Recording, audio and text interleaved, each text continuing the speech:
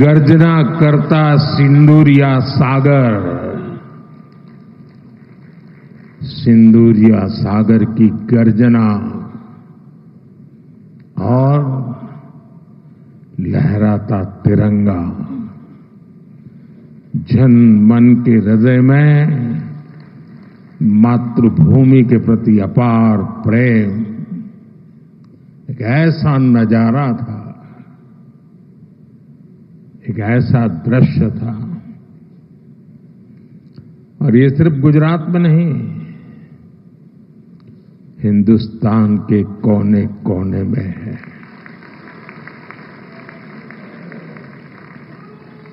हर हिंदुस्तानी के दिल में है।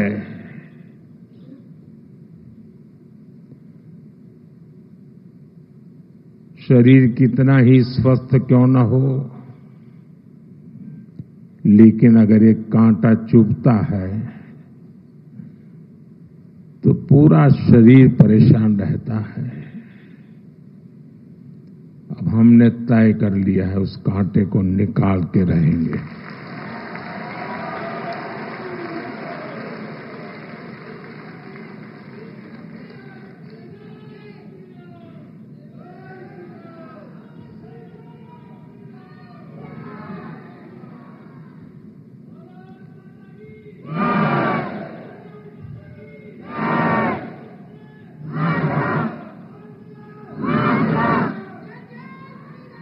साथियों, (1947) में जब मां भारती के टुकड़े हुए,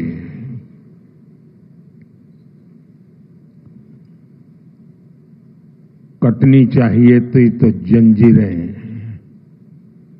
लेकिन काट दी गई भुजाएं। देश के 3 टुकड़े कर दिए गए।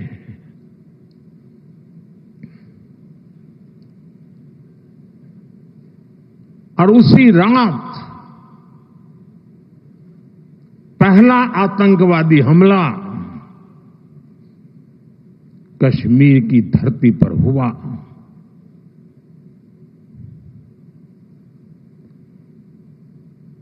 मां भारती का एक हिस्सा आतंकवादियों के बलबूते पर, मुजाहिदों के नाम पर पाकिस्तान ने हड़प ले लिया।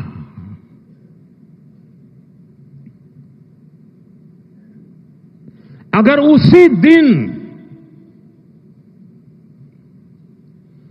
इन मुजाहिदों को मौत के घाट उतार दिया गया होता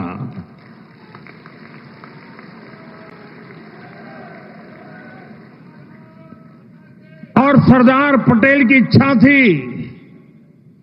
कि पीओके वापस नहीं आता है तब तक सेना रुकनी नहीं चाहिए, लेकिन सरदार साहब की बात मानी नहीं गई और ये मुजाहिदीन जो लहू चख गए थे, वो सिलसिला 75 साल से चला है। पहलगाम में भी उसी का विकृत रूप था। 75 साल तक हम झेलते रहे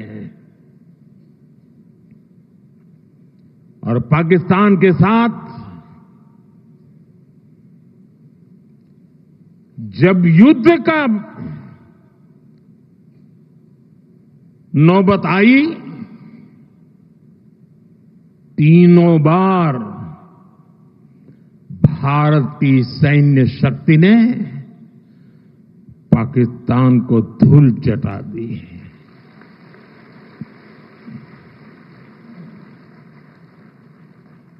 और पाकिस्तान समझ गया कि लड़ाई में वो भारत से जीत नहीं सकते हैं और इसलिए उसने प्रॉक्सी वॉर चालू किया। सैन्य प्रशिक्षण होता है सैन्य प्रशिक्षित आतंकवादी भारत भेजे जाते हैं और निर्दोष निहत्थे लोग कोई यात्रा करने गया है, कोई बस में जा रहा है, कोई होटल में बैठा है, कोई टूरिस्ट बन के जा रहा है, जहां मौका मिला वे मारते रहे, मारते रहे, मारते रहे और हम सहते रहे। आप मुझे बताइए, क्या ये अब सहना चाहिए? क्या गोली का जवाब गोले से देना चाहिए? ईंट का जवाब पत्थर से देना चाहिए? ये कांटे को जल मुर्द से उखाड़ देना चाहिए?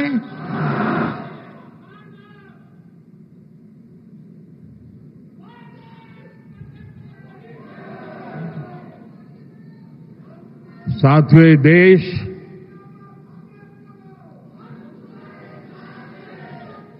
उस महान सांस्कृतिक परंपरा को लेकर के चला है, वसुधैव कुटुंबकम। ये हमारे संस्कार है, ये हमारा चरित्र है, सदियों से हमने इसे जिया है।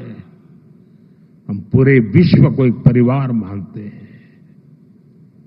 हम अपने पड़ोसियों का भी सुख चाहते हैं, वे भी सुख चैन से जिए, हमें भी सुख चैन से जीने दे।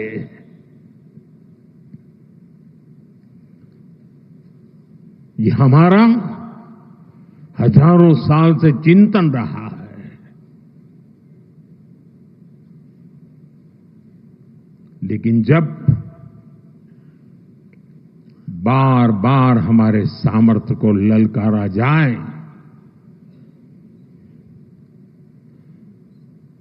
तो ये देश वीरों की भी भूमि है।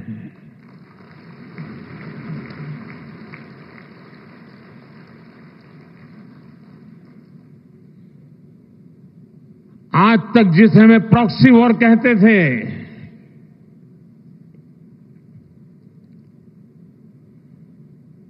6 मई के बाद जो दृश्य देखे गए, उसके बाद हम इसे प्रॉक्सी वॉर कहने की गलती नहीं कर सकते हैं। और इसका कारण है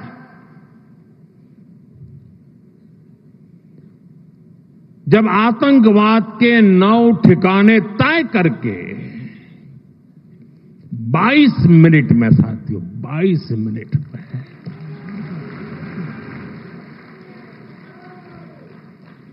उनको ध्वस्त कर दिया। और इस बार तो सब कैमरा के सामने की सारी व्यवस्था रखी थी ताकि हमारे घर में कोई सबूत न मांगे। अब हमें सबूत नहीं देना पड़ रहा है, वो ऊपर वाला दे रहा है।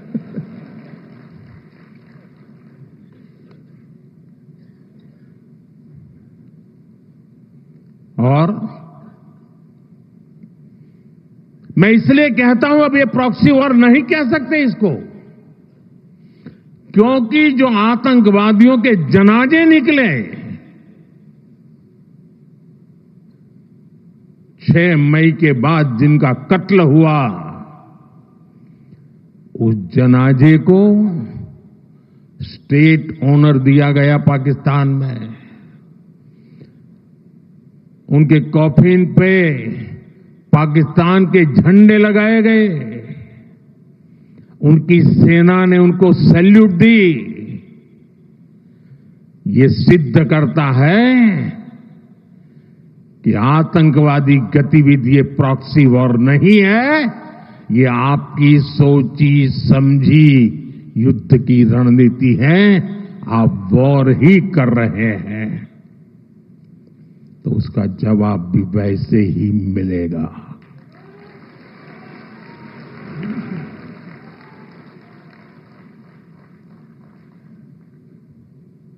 हम अपने काम में लगे थे, प्रगति के राह पर चले थे।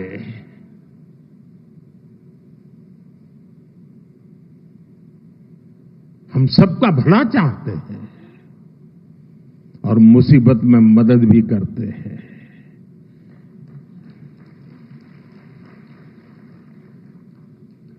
लेकिन बदले में खून की नदियां बहती है।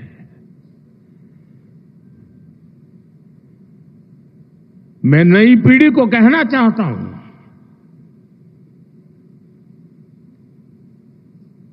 देश को कैसे बर्बाद किया गया है। 1960 में जो इंडस वाटर ट्रीटी हुई है, अगर उसकी बारीकी में जाएंगे तो आप चौंक जाएंगे। यहां तक तय हुआ है उसमें कि जो जम्मू कश्मीर की अन्य नदियों पर डैम बने हैं, उन डैम का सफाई का काम नहीं किया जाएगा, डिसिल्टिंग नहीं किया जाएगा। सफाई के लिए जो नीचे की तरफ गेट है वो नहीं खोले जाएंगे। 60 साल तक ये गेट नहीं खोले गए और जिसमें 100% पानी भरना चाहिए था, धीरे धीरे इसकी कैपेसिटी कम हो गई, 2%, 3% रह गया। क्या मेरे देशवासियों को पानी पर अधिकार नहीं है क्या? उनको उनके हक का पानी मिलना चाहिए, नहीं मिलना चाहिए क्या? और अभी तो मैंने कुछ ज्यादा किया नहीं है।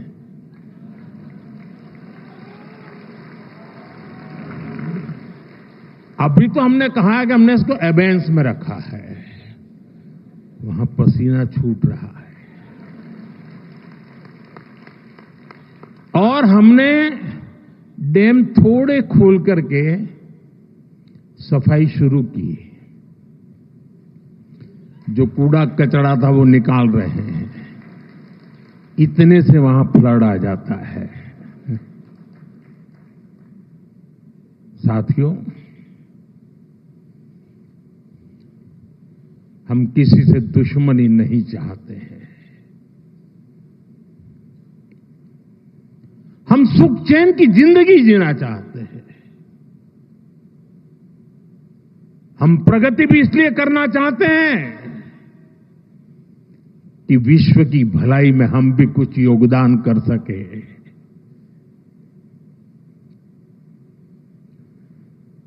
और इसीलिए हम एक निष्ठ भाव से कोटि कोटि भारतीयों के कल्याण के लिए प्रतिबद्धता के साथ काम कर रहे हैं। कल 26 मई था। 2014 में 26 मई मुझे पहली बार देश के प्रधानमंत्री के रूप में शपथ लेने का अवसर मिला। और तब भारत की इकोनॉमी दुनिया में 11 नंबर पर थे।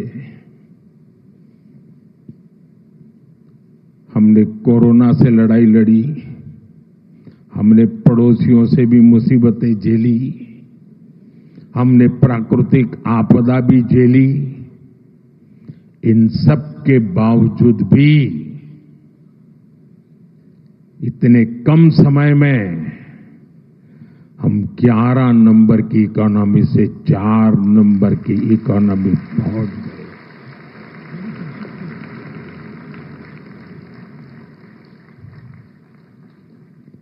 क्योंकि हमारा ये लक्ष्य है, हम विकास चाहते हैं, हम प्रगति चाहते हैं। और एक के बाद योजनाएं। और साथियों, मैं गुजरात का ऋणी हूं।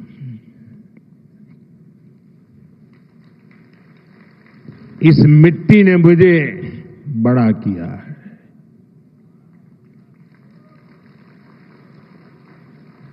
यहां से मुझे जो शिक्षा मिली, दीक्षा मिली, यहां से जो मैं आप सबके बीच रह करके सीख पाया,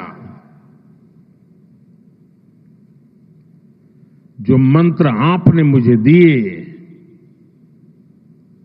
जो सपने आपने मेरे में संजोए,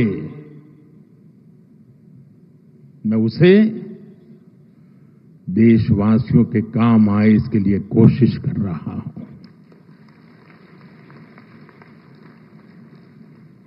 मुझे खुशी है कि आज गुजरात सरकार ने शहरी विकास वर्ष 2005 में इस कार्यक्रम को किया था, 20 वर्ष मनाने का।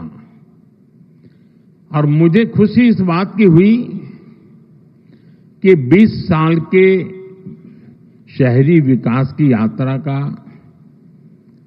जयगान करने का कार्यक्रम नहीं बनाया। गुजरात सरकार ने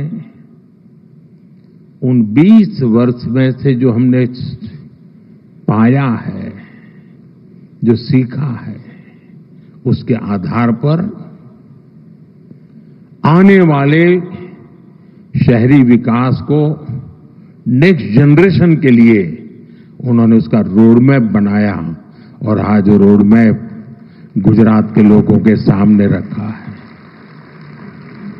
मैं इसके लिए गुजरात सरकार को, मुख्यमंत्री जी को, उनकी टीम को हृदय से बहुत बहुत बधाई देता हूं।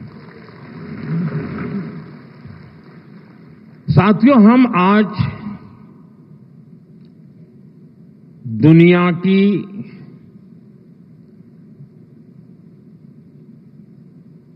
चौथी इकोनॉमी बने हैं। किसी को भी संतोष होगा कि अब जापान को भी पीछे छोड़ करके हम आगे निकल गए।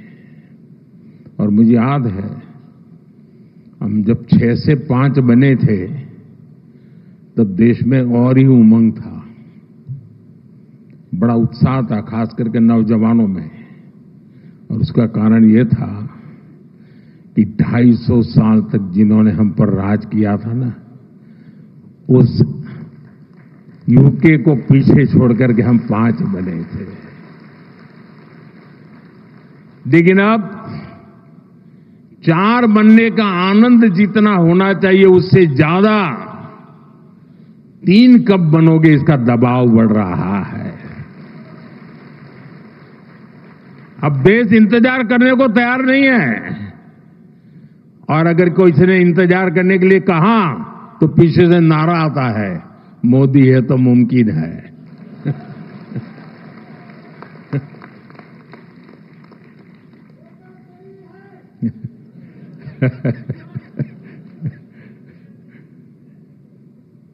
और इसलिए साथियों, एक तो हमारा लक्ष्य है 2047 हिंदुस्तान विकसित होना ही चाहिए, नो कॉम्प्रोमाइज। आजादी के 100 साल हम ऐसे ही नहीं बिताएंगे। आजादी के 100 साल ऐसे मनाएंगे कि दुनिया में विकसित भारत का झंडा फहरता होगा।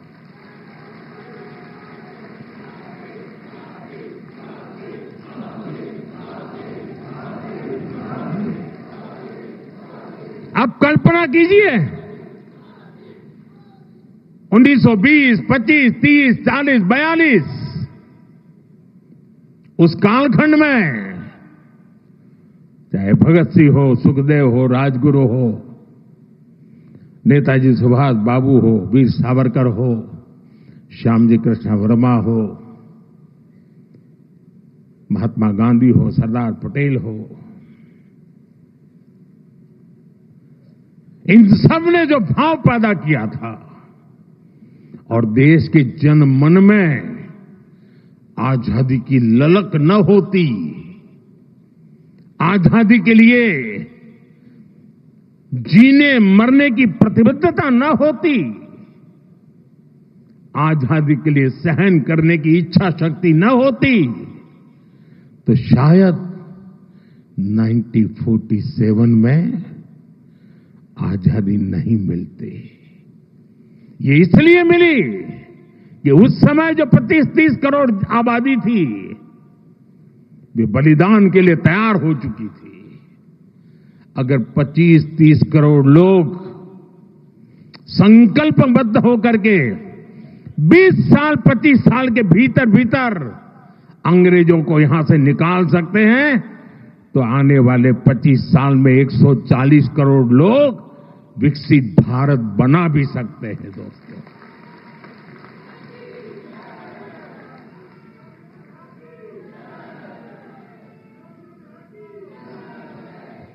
और इसलिए 2030 में जब गुजरात के 75 वर्ष होंगे, मैं समझता हूं कि हमने अभी से 30 में होंगे ना, नहीं 35 में जब गुजरात के 75 वर्ष होंगे, हमने अभी से नेक्स्ट 10 ईयर का पहले एक प्लान बनाना चाहिए कि जब गुजरात के 75 होंगे तब गुजरात यहां पहुंचेगा। उद्योग में यहां होगा, खेती में यहां होगा, शिक्षा में यहां होगा, खेलकूद में यहां होगा। हमें एक संकल्प ले लेना चाहिए। और जब गुजरात 75 का हो, उसके 1 साल के बाद जो ओलंपिक होने वाला है, देश चाहता है कि वो ओलंपिक हिंदुस्तान में हो।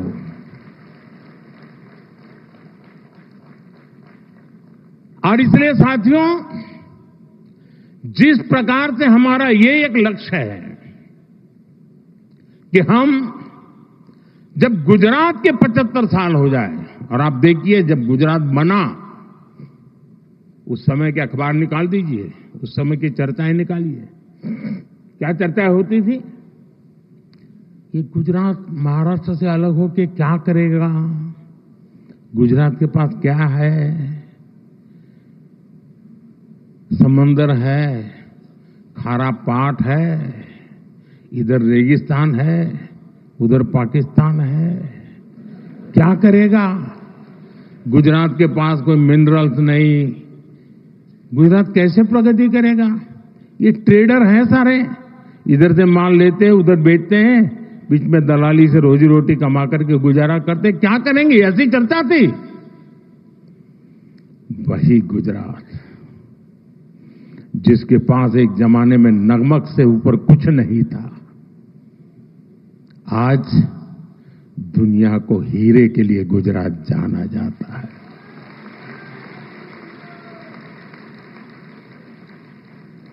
कहां नमक, कहां हीरे, ये यात्रा हमने काटी है। और इसके पीछे सुविचारित रूप से प्रयास हुआ है, योजनाबद्ध तरीके से कदम उठाए हैं।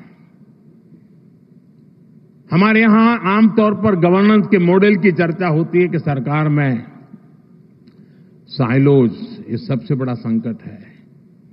एक डिपार्टमेंट दूसरे से बात नहीं करता है, एक टेबल वाला दूसरे टेबल वाले से बात नहीं करता है, ऐसी चर्चा होती है। कुछ मात्रा में सही भी होगा, लेकिन उसका कोई सॉल्यूशन है क्या। मैं आज आपको बैकग्राउंड बताता हूं।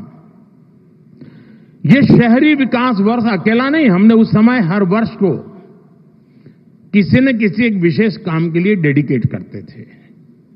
जैसे 2005 में शहरी विकास वर्ष मना गया। एक साल ऐसा था जब हमने कन्या शिक्षा के लिए डेडिकेट किया था। एक वर्ष ऐसा था जो हमने पूरा टूरिज्म के लिए डेडिकेट किया था। इसका मतलब ये नहीं कि बाकी सब काम बंद करते थे, लेकिन सरकार के सभी विभागों को उस वर्ष अगर फॉरेस्ट डिपार्टमेंट है तो उसको भी अर्बन डेवलपमेंट में वो कंट्रीब्यूट क्या कर सकता है। हेल्थ विभाग है तो अर्बन डेवलपमेंट ईयर में कंट्रीब्यूट क्या कर सकता है। जल संरक्षण मंत्रालय है तो वो अर्बन डेवलपमेंट में क्या कंट्रीब्यूट कर सकता है, टूरिज्म डिपार्टमेंट है तो वो अर्बन डेवलपमेंट में क्या कंट्रीब्यूट कर सकता है। यानी एक प्रकार से whole of the government approach, इस भूमिका से ये वर्ष मना। और आपको याद होगा जब हमने टूरिज्म ईयर बनाया तो पूरे राज्य में, उसके पहले गुजरात में टूरिज्म की कल्पना ही कोई नहीं कर सकता, विशेष प्रयास किया गया।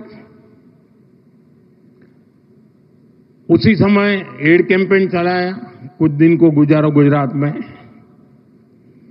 एक एक चीज उसमें से निकली। उसी में से रणोत्सव निकला, उसी में से स्टैच्यू ऑफ यूनिटी बना, उसी में से आज सोमनाथ का विकास हो रहा है, गिर का विकास हो रहा है, अंबाजी का विकास हो रहा है, एडवेंचर स्पोर्ट्स आ रही हैं, यानी एक के बाद एक चीजें डेवलप होने लगी। वैसे ही जब अर्बन डेवलपमेंट ईयर बनाया, और मुझे याद है मैं राजनीति में नया नया आया था और कुछ समय के बाद हम अहमदाबाद म्युनिसिपल कॉर्पोरेशन सबसे पहले जीते। तब तक हमारे पास एक राजकोट म्युनिसिपैलिटी हुआ करती थी, तब वो कॉर्पोरेशन नहीं थी। और हमारे एक प्रहलाद भी पटेल थे, पार्टी के बड़े वरिष्ठ नेता थे, बहुत ही इनोवेटिव थे, नई नई चीजें सोचना उनका स्वभाव था। मैं नया राजनीति में आया था तो प्रहलाद भाई एक दिन आए मिलने के लिए। उन्होंने कहा ये हमें जरा, उस समय चिमन भाई पटेल की सरकार थी, तो हमने चिमन भाई और भाजपा के लोग छोटे पार्टनर थे, तो हमने चिमन भाई को मिलकर के समझाना चाहिए कि ये जो लाल बस अहमदाबाद की है उसको जरा अहमदाबाद के बाहर जाने दिया जाए। तो उन्होंने मुझे समझाया। फिर मैं और प्रहलाद भाई चिमन भाई को मिलने गए, हमने बहुत माथापच्ची की।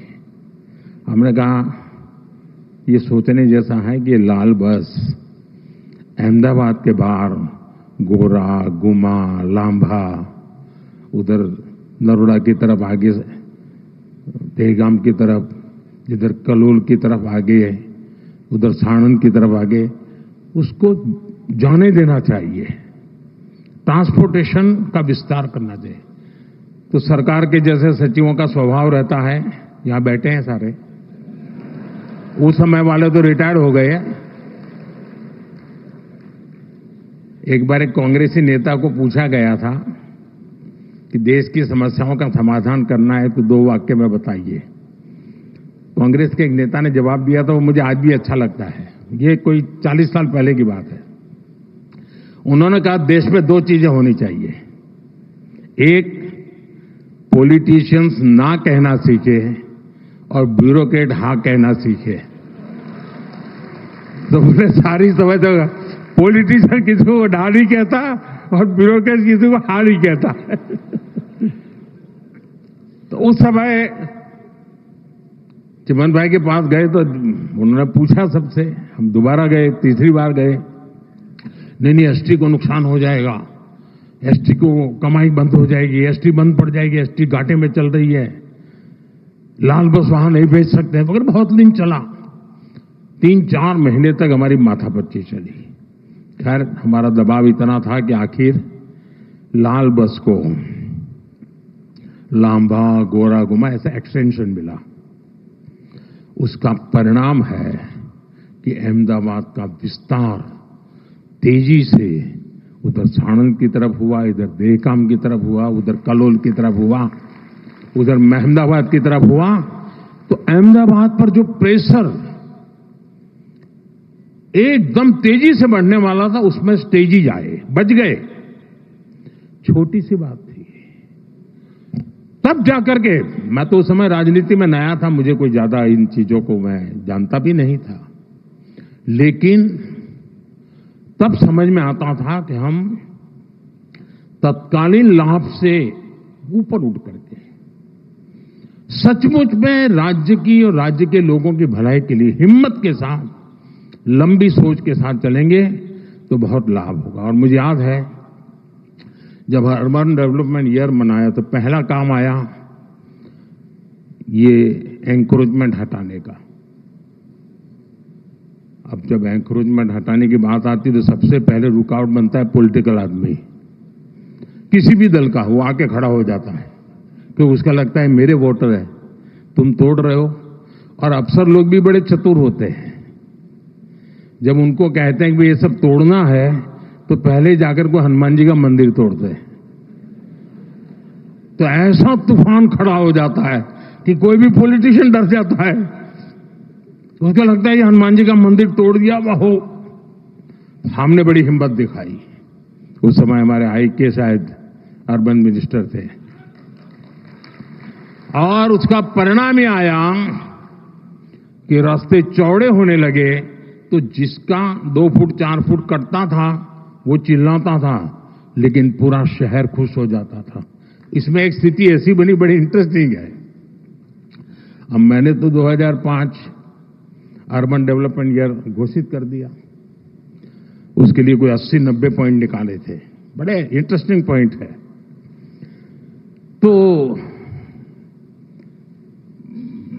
पार्टी से ऐसे ही मेरी बात हुई थी कि भाई ऐसा एक अर्बन डेवलपमेंट ईयर होगा, जरा सफाई वगैरह के कामों में सबको जुड़ना पड़ेगा सब। लेकिन जब ये तोड़ना शुरू हुआ तो मेरी पार्टी के लोग आए, ये बड़ा सीक्रेट बता रहा हूं मैं उन्होंने कहा साहब ये 2005 में तो अर्बन बॉडी के चुनाव है, हमारी हालत खराब हो जाएगी, ये सब चारों तरफ तोड़फोड़ चल रही है। मैंने कहा यार भाई ये तो मेरे ध्यान में नहीं रहा, और सचमुच में मेरे ध्यान में वो चुनाव था ही नहीं। अब मैंने कार्यक्रम बना दिया। अब साहब मेरा भी एक स्वभाव है,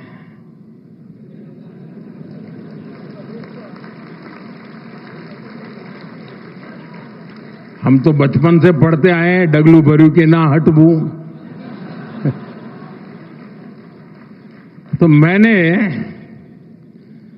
कहा देखिए भाई आपकी चिंता सही है, लेकिन अब पीछे नहीं हट सकते। अब तो ये अर्बन डेवलपमेंट ईयर होगा, हार जाएंगे चुनाव क्या है, जो भी होगा। हम किसी का बुरा करना नहीं चाहते, लेकिन गुजरात में शहरों का रूप रंग बदलना बहुत जरूरी है। साथियों, हम लोग लगे रहे, काफी विरोध भी हुआ, काफी आंदोलन हुए, बहुत परेशानी हुई। यहां मीडिया वालों को भी बड़ा मजा आ गया कि मोदी अब शिकार आ गया हाथ में, तो वो भी बड़ी तुरी ताकत से लग गए थे।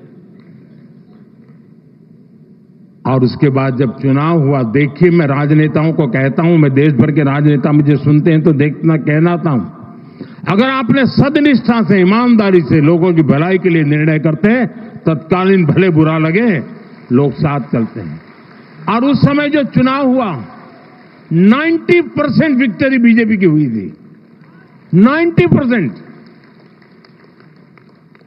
जाने लोग जो मानते हैं कि जनता ये नहीं जा, और मुझे याद है अभी ये जो यहां अटल ब्रिज बना है ना, तो मुझे ये साबरमती रिवर फ्रंट पे, तो पता नहीं क्यों मुझे उद्घाटन के लिए बुलाया था। कई कार्यक्रम थे तो मैंने कहा चलो भी हम भी देखने जाते, तो मैं जरा वो अटल ब्रिज पर टहलने गया, तो वहां मैंने देखा कुछ लोगों ने पान की पिचकारियां लगाई थी। अभी तो उद्घाटन होना था, लेकिन कार्यक्रम हो गया था। तो मेरा दिमाग, मैंने कहा इस पर टिकट लगाओ। तो ये सारे लोग आ गए, साहब चुनाव है, उसके बाद चुनाव था, मुझे टिकट नहीं लगा सकते। मैंने कहा टिकट लगाओ वरना ये तुम्हारा अटल ब्रिज बेकार हो जाएगा। फिर मैं दिल्ली गया, मैंने दूसरे दिन फोन करके पूछा, मैंने कहा क्या हुआ टिकट लगाने का? एक दिन भी बिना टिकट नहीं चलना चाहिए। साथियों, खैर मेरा मान सम्मान रखते हैं सब लोग, आखिरकार हमारे लोगों ने ब्रिज पर टिकट लगा दिया। आज टिकट भी हुआ, चुनाव भी जीते दोस्तों, और वो अटल ब्रिज चल रहा है। मैंने कांकरिया का पुनर्निर्माण का कार्यक्रम लिया, उसको टिकट लगाया, तो कांग्रेस ने बड़ा आंदोलन किया, कोर्ट में चले गए। लेकिन वो छोटा सा प्रयास पूरे कांकरिया को बचा के रखा हुआ है, और आज समाज का हर वर्ग बड़े सुख चैन से वहां जाता है। कभी कभी राजनेताओं को बहुत छोटी चीजें डर जाते हैं। समाज विरोधी नहीं होता है, उसको समझाना होता है, वो सहयोग करता है और अच्छे परिणाम भी मिलते हैं। देखिए, शहरी विकास की एक एक चीज इतनी बारीकी से बनाई गई और उसी का परिणाम था। और मैं आपको बताता हूं, ये जो अब मुझ पर दबाव बढ़ने वाला है, और शुरू हो गया कि मोदी ठीक है 4 नंबर तो पहुंच गए, बताओ 3 कब पहुंचोगे। इसकी एक जड़ी बूटी आपके पास है। अब जो हमारे ग्रोथ सेंटर हैं वो अर्बन एरियाज हैं। हमें अर्बन बॉडीज को इकोनॉमी के ग्रोथ सेंटर बनाने का प्लान करना होगा। अपने आप जनसंख्या के कारण वृद्धि होती चले, ऐसे शहर नहीं हो सकते हैं। शहर आर्थिक गतिविधि के तेज तर्रार केंद्र होने चाहिए। और अब तो हमने टियर 2, टियर 3 सिटी पे भी बल देना चाहिए और वो इकोनॉमी एक्टिविटी के सेंटर बनने चाहिए। और मैं तो पूरे देश की नगरपालिका, महानगरपालिका के लोगों को कहना चाहूंगा, अर्बन बॉडी से जुड़े हुए सब लोगों से कहना चाहूंगा कि वे टारगेट करें कि 1 साल में उस नगर की इकोनॉमी कहां से कहां पहुंचाएंगे, वहां की अर्थव्यवस्था का कद कैसे बढ़ाएंगे, वहां जो चीजें मैन्युफैक्चर हो रही हैं उसमें क्वालिटी इंप्रूव कैसे करेंगे, वहां नए नए इकोनॉमिक एक्टिविटी के रास्ते कौन से खोलेंगे। ज्यादातर मैंने देखा नगर पालिकाएं जो नई नई बनती है तो क्या करते हैं, एक बड़ा शॉपिंग सेंटर बना देते हैं। पॉलिटिशियनों को भी जरा सूट करता है, वो 30-40 दुकानें बना देंगी और 10 साल तक लेने वाला नहीं आता है। इतने से काम नहीं चलेगा। स्टडी करके और खास करके जो एग्रो प्रोडक्ट है, मैं तो टियर 2, टियर 3 सिटी के लिए कहूंगा, जो किसान पैदावार करता है उसका वैल्यू एडिशन ये इन नगर पालिकाओं में शुरू हो। आसपास से खेती की चीजें आए, उसमें से कुछ वैल्यू एडिशन हो, गांव का भी भला होगा, शहर का भी भला होगा। उसी प्रकार से आपने देखा होगा इन दिनों स्टार्टअप में भी आपको ध्यान में आया होगा कि पहले स्टार्टअप बड़े शहर के बड़े उद्योग घरानों के आसपास चलते थे। आज देश में करीब 2 लाख स्टार्टअप हैं और ज्यादातर टियर 2, टियर 3 सिटी में है। और इसमें भी गर्व की बात है कि उसमें काफी नेतृत्व हमारी बेटियों के पास है, बेटियों के पास है। स्टार्टअप की लीडरशिप बेटियों के हाथ में है। ये एक बहुत बड़ी क्रांति की संभावनाओं को जन्म देता है। और इसलिए मैं चाहूंगा कि अर्बन डेवलपमेंट ईयर के जब 20 साल मना रहे हैं और एक सफल प्रयोग को हम याद करके आगे की दिशा तय करते हैं, तब हम टियर 2, टियर 3 सिटी को भी बल दें। शिक्षा में भी टियर 2, टियर 3 सिटी काफी आगे रहा है। इस साल देख लीजिए, पहले एक जमाना था कि 10th और 12th के रिजल्ट आते थे तो जो नामी स्कूल्स रहते थे बड़े, उसी के बच्चे फर्स्ट 10 में होते थे। इन दिनों शहरों की बड़ी बड़ी स्कूलों का नामो निशान नहीं होता है। टियर 2, टियर 3 सिटी की स्कूल के बच्चे पहले 10 में आते हैं। देखा होगा आपने, गुजरात में भी यही हो रहा है। इसका मतलब यह हुआ कि हमारे छोटे शहरों के पोटेंशियल, उसकी ताकत बढ़ रही है।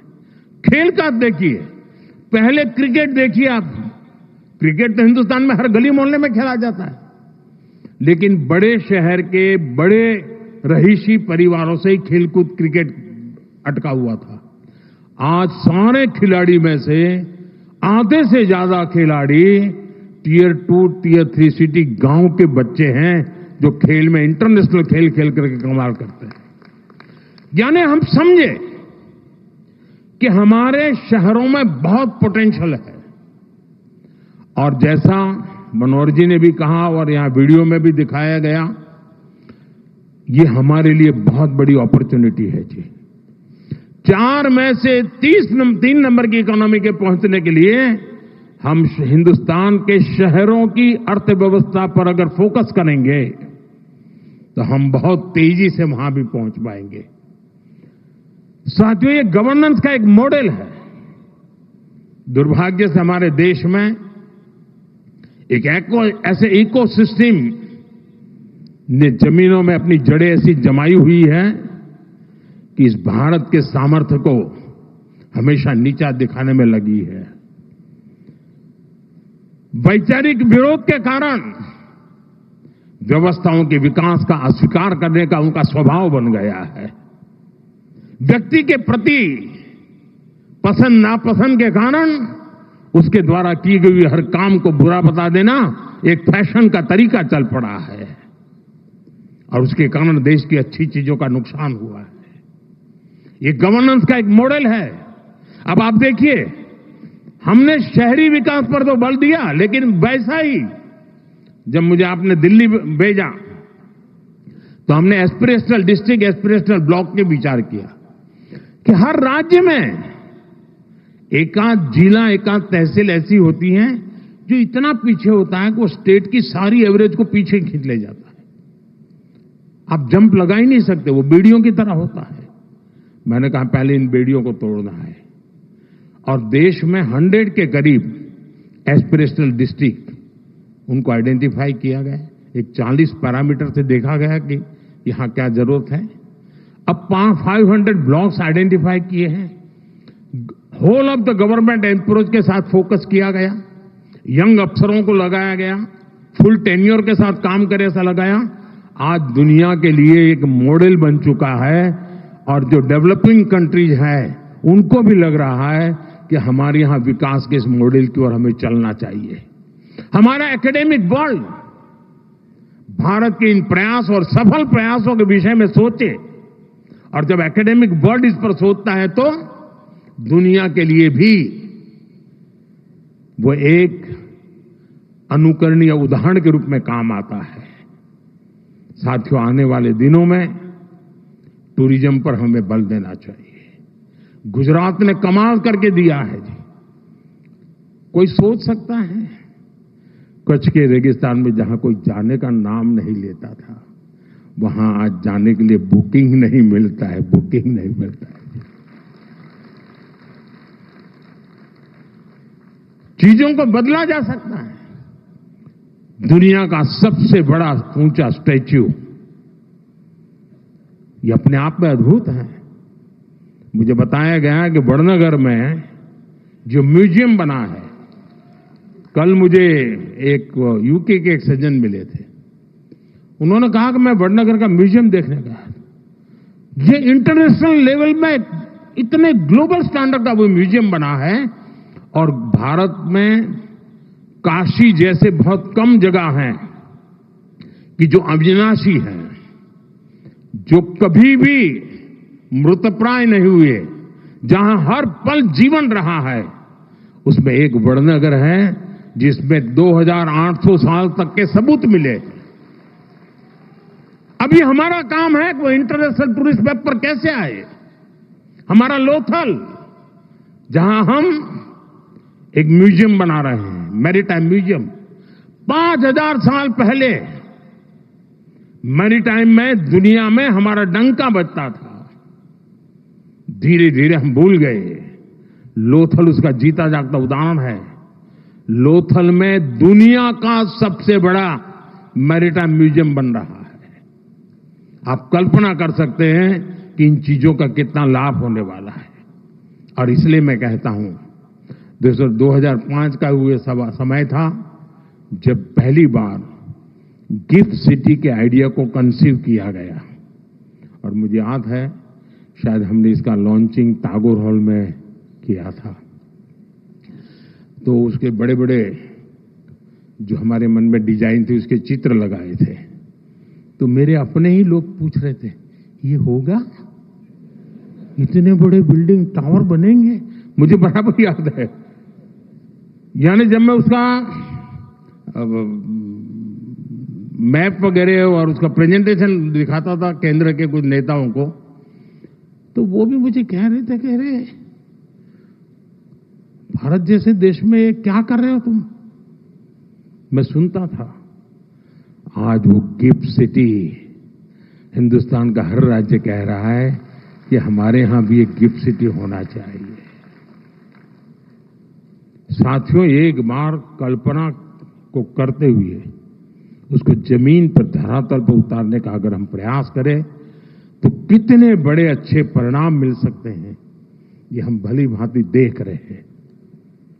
वही कालखंड था, रिवर फ्रंट को कंसीव किया।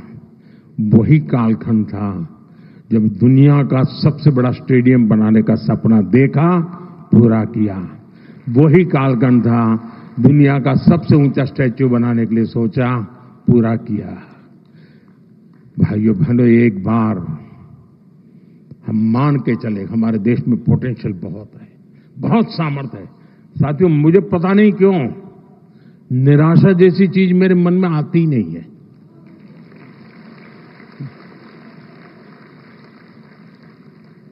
मैं इतना आशावादी हूं और मैं सामर्थ्य को देख पाता हूं जी। मैं दीवारों के उस पार देख सकता हूं, मेरे देश के सामर्थ्य को देख सकता हूं, मेरे देशवासियों के सामर्थ्य को देख सकता हूं, और इसी के भरोसे हम बहुत बड़ा बदलाव ला सकते हैं। और इसलिए आज मैं गुजरात सरकार का बहुत आभारी हूं कि आप मुझे यहां आने का मौका दिया है। कुछ ऐसी पुरानी बातें आज ताजा करने का मौका मिल गया। लेकिन आप विश्वास करिए दोस्तों, गुजरात की बहुत बड़ी जिम्मेवारी है।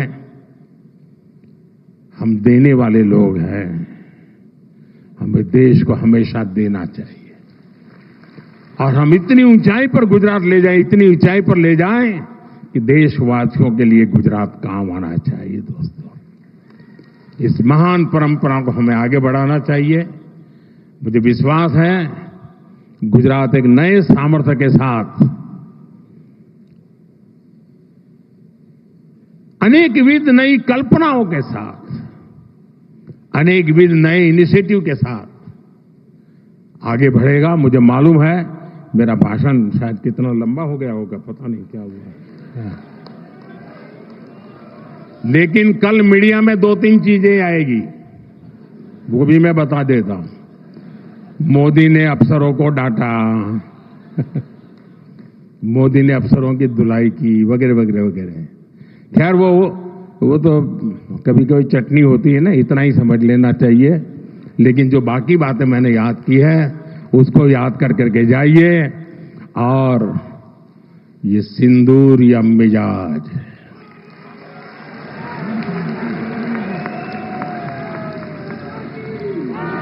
ये सिंदूरिया स्पिरिट, दोस्तों 6 मई की रात ऑपरेशन सिंदूर सैन्य बल से प्रारंभ हुआ था, लेकिन अब ये ऑपरेशन सिंदूर जन बल से आगे बढ़ेगा। और जब मैं सैन्य बल और जन बल की बात करता हूं, तब ऑपरेशन सिंदूर जन बल का मतलब मेरा होता है जन जन देश के विकास के लिए भागीदार बने, दायित्व संभालें। हम इतना तय कर लें कि 2047 जब भारत की आजादी के 100 साल होंगे, विकसित भारत बनाने के लिए तत्काल भारत की इकोनॉमी को 4 नंबर से 3 नंबर पर ले जाने के लिए अब हम कोई विदेशी चीज का उपयोग नहीं करेंगे। हम गांव-गांव व्यापारियों को शपथ दिलवाएं, व्यापारियों का कितना ही मुनाफा क्यों ना हो, आप विदेशी माल नहीं बेचोगे। लेकिन दुर्भाग्य देखिए, गणेश जी भी विदेश से आ जाते हैं। छोटी आंख वाले गणेश जी आएंगे, गणेश जी की आंख भी नहीं खुल रही है। होली रंग छिड़कना है, बोले विदेशी। हमें पता था, आप भी अपने घर जाकर के सूची बनाना। सचमुच में ऑपरेशन सिंदूर के लिए एक नागरिक के नाते मुझे एक काम करना है। आप घर में जाकर सूची बनाइए कि आपके घर में 24 घंटे में सुबह से दूसरे दिन सुबह तक कितनी विदेशी चीजों का उपयोग होता है। आपको पता ही नहीं होता है। आप हेयर पिन भी विदेशी उपयोग कर लेते हैं, कंघा भी विदेशी होता है, दांत में लगाने वाली जो पिन होती है वो भी विदेशी घुस गई है, हमें मालूम तक नहीं है, पता ही नहीं है। दोस्तों, देश को अगर बचाना है, देश को बनाना है, देश को बढ़ाना है, तो ऑपरेशन सिंदूर ये सिर्फ सैनिकों के जिम्मे नहीं है। ऑपरेशन सिंदूर 140 करोड़ नागरिकों के जिम्मे है। देश सशक्त होना चाहिए, देश समर्थ होना चाहिए, देश का नागरिक सामर्थ्यवान होना चाहिए। और इसके लिए हमने vocal for local, one district one product, मैं मेरे जो आपके पास है फेंक देने के लिए मैं नहीं कह रहा हूं, लेकिन आप नया नहीं लेंगे। और शायद 1-2% चीजें ऐसी है जो शायद आपको बाहर के लेनी पड़े, जो हमारे यहां उपलब्ध ना हो।